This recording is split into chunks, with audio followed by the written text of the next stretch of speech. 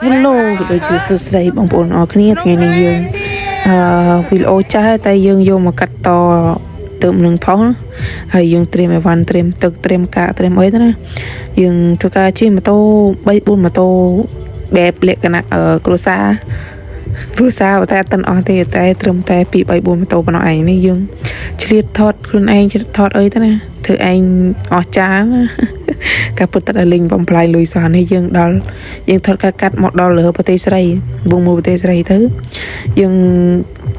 កាច់ទៅខាងភ្នំក្លែនrồi យើងទៅលេងភ្នំក្លែនអានេះគឺជាប្អូនរបស់ខ្ញុំដែលបើកឌុកខ្ញុំគឺយើងដូរដៃគ្នាចុកដៃយើងដូរដៃគ្នាម្ដងទៅអត់អីអានេះដល់ផ្លូវឡើងទៅខាងភ្នំក្លែនហើយយើងធ្វើការបំបែកកាមេរ៉ាបែកអីទៅហើយក៏ឡាននៅខាងមុខដាក់លឹងហ៊ុយប្លូមមួយខោអោបែកជូហើយនេះយើងទៅពីព្រឹកគឺយើងចូលទៅខាងអត្តន័យគេហៅពឹងជ្រួយពឹងអីភ្លេចហើយយើងចេញដំណើរទៅបន្តទៀតទៅខាង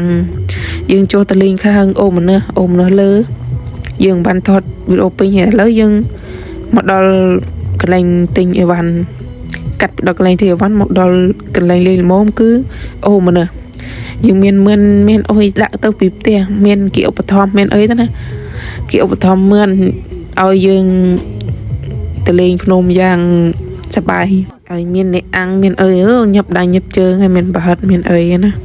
គឺយើងទៅលេងគឺអត់បានទេប្រហិតសាច់គោសាច់អីណាហើយមានសាច់គោមានអ្នកអង្គុយមើលចុះលេងទឹកលេងអីអានេះដល់វាហេវហើយយើងដាក់បាយបណ្ដើអាសាច់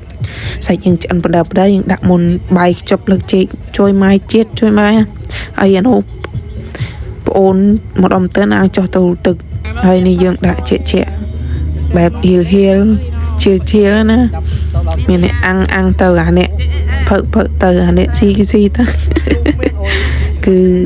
សបាយបើគេដែរតាណែមកទៅមកយើងដាក់បាសដាក់អីមកយើងអំពិលកាមេរ៉ាអំពិលអីធ្វើរីអេចំណាប់ណាស់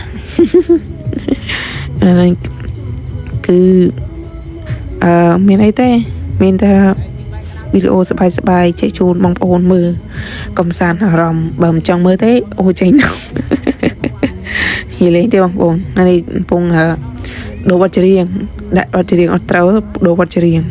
បន្ទាប់ពីយើងលេងឆ្អិតឆ្អល់គឺយើងរៀបរបអីវ៉ាន់ទៅផ្ទះវិញហើយគឺទៅផ្ទះម៉ោង3ដែរយើងចាប់ទៅតិចព្រោះយើងចង់ទៅកន្លែងផ្សេងនេះយើងមកដល់ខាងស្វ័យលើខាងផ្លូវចុះផ្លូវខាងកើតវិញ